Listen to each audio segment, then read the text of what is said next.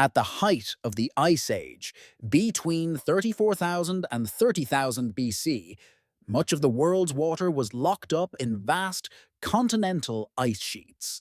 As a result, the Bering Sea was hundreds of meters below its current level, and a land bridge, known as Beringia, emerged between Asia and North America.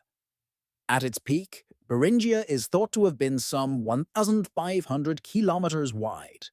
A moist and treeless tundra, it was covered with grasses and plant life, attracting the large animals that early humans hunted for their survival. The first people to reach North America almost certainly did so without knowing they had crossed into a new continent. They would have been following game, as their ancestors had for thousands of years, along the Siberian coast and then across the land bridge. Once in Alaska, it would take these first North Americans thousands of years more to work their way through the openings in great glaciers south to what is now the United States.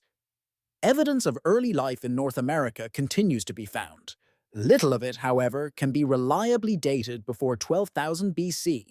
A recent discovery of a hunting lookout in northern Alaska for exam-ple may date from almost that time.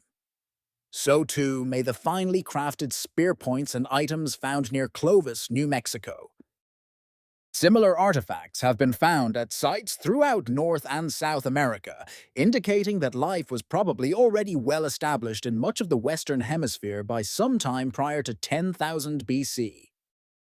Around that time, the mammoth began to die out, and the bison took its place as a principal source of food and hides for these early North Americans.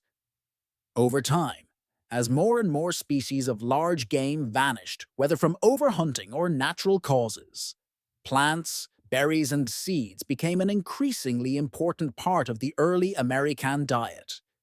Gradually, foraging and the first attempts at primitive agriculture appeared. Native Americans in what is now central Mexico led the way, cultivating corn, squash, and beans, perhaps as early as 8,000 BC. Slowly, this knowledge spread northward. By 3000 BC, a primitive type of corn was being grown in the river valleys of New Mexico and Arizona. Then the first signs of irrigation began to appear, and by 300 BC, signs of early village life. By the first centuries AD, the Hohokam were living in settlements near what is now Phoenix, Arizona, where they built ball courts and pyramid-like mounds reminiscent of those found in Mexico, as well as a canal and irrigation system.